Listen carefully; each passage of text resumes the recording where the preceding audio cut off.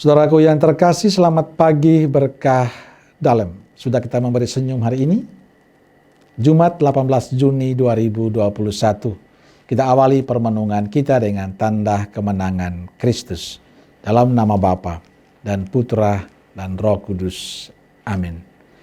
Permenungan kita hari ini diambil dari Injil Matius bab 6 ayat 19 sampai 23. Salam sukacita, salam sehat, dan jangan lupa untuk selalu bahagia.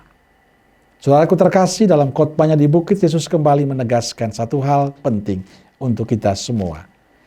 Janganlah kalian mengumpulkan harta di bumi. Ngengat dan karat akan merusakkannya, dan pencuri akan membongkar serta mencurinya. Tetapi kumpulkanlah bagimu harta di surga.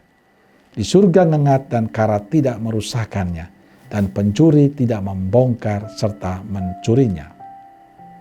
Saudaraku terkasih, khotbah Yesus ini sangat menarik dan jujur bertentangan dengan konsep kebanyakan dari kita. Bagi kebanyakan manusia, harta duniawi itu sangat penting. Bahkan semua berlomba-lomba supaya memiliki harta yang banyak. Ada yang demi memiliki harta yang banyak melakukan tindakan yang tidak baik, yakni korupsi. Ini banyak sekali kita temukan. Tapi apakah hanya harta duniawi itu yang harus kita cari? Yang terus kita cari dalam kehidupan kita? Hari ini Yesus menegaskan dalam Injilnya bahwa harta duniawi akan dirusak oleh ngengat, karat, dan pencuri akan membongkar dan mencurinya. Tapi ada satu yang tidak boleh kita lupakan dalam kehidupan kita, yakni mencari harta surgawi yang tidak akan rusak oleh ngengat, karat, ataupun pencuri. Lalu apa itu harta surgawi itu? Harta surgawi adalah kehidupan kita yang baik, sikap kita, perbuatan kita yang baik, ketulusan, kejujuran, kesatuan hati kita dengan Tuhan dalam doa-doa kita, dalam ekaristi, kepedulian, kepekaan, perhatian kita pada sesama. Itulah sebagian harta surgawi yang perlu terus kita perjuangkan dalam hidup. Saudaraku terkasih, suatu hari saya pernah diminta memberkati jenazah orang Katolik yang meninggal dan dikenal sebagai seorang yang sangat kaya, memiliki harta yang luar biasa. Semasa kecil dibaptis secara Katolik, dan selama dia sukses dalam tugas, dalam karya, dalam usahanya, dia tidak pernah ingat dengan gereja. Dan kata banyak orang, dia sudah pindah karena demi harta-hartanya. Tapi pada saat ia meninggal, anak-anaknya minta agar dia diberkati secara Katolik. Saya melayani pemberkatan itu. Saat saya memberkati jenazah, saya tidak melihat sesuatu yang sangat istimewa dalam petinya. Selain dirinya dengan jasnya, sepatunya, yang lain-lain tidak ada. Isinya sama dengan umat saya yang sederhana, yang tidak mampu.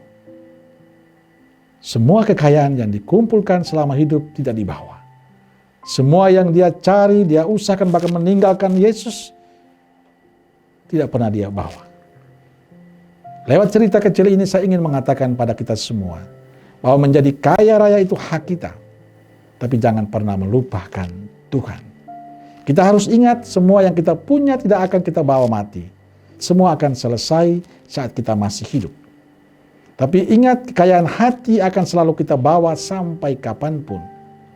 Saya sering mengatakan, saat kita mati Tuhan tidak bertanya kamu kaya atau miskin, kamu punya harta berapa atau tidak. Tapi yang pasti Tuhan akan melihat hidupmu baik atau tidak. Kita punya relasi yang baik dengan Tuhan atau tidak. Kita punya kehidupan yang baik atau tidak dengan sesama kita. Kita memiliki kejujuran, cinta, ketulusan selama hidup atau tidak.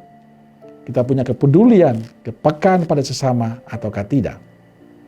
Saudaraku terkasih, Tuhan hanya ingin kita menjadikan hidup kita di bumi ini tidak hanya mencari harta duniawi, tapi kita juga harus berusaha keras untuk mencari harta surgawi. Karena itulah yang akan menjadi bekal bagi kita saat Tuhan telah memanggil kita. Kalau kita ingin selamat dan bahagia bersama Tuhan, jangan sia-siakan kesempatan hidup ini untuk menjadi pribadi yang baik untuk sesama dan Tuhan. Amin. Semoga Allah yang Maha Kasih memberkati keluarga kita, komunitas kita, pekerjaan dan niat baik kita hari ini yang berkatnya, Bapa, Putra, dan Roh Kudus. Amin. Keluarga Kudus Nazaret, doakanlah kami. Amin. Berkah dalam.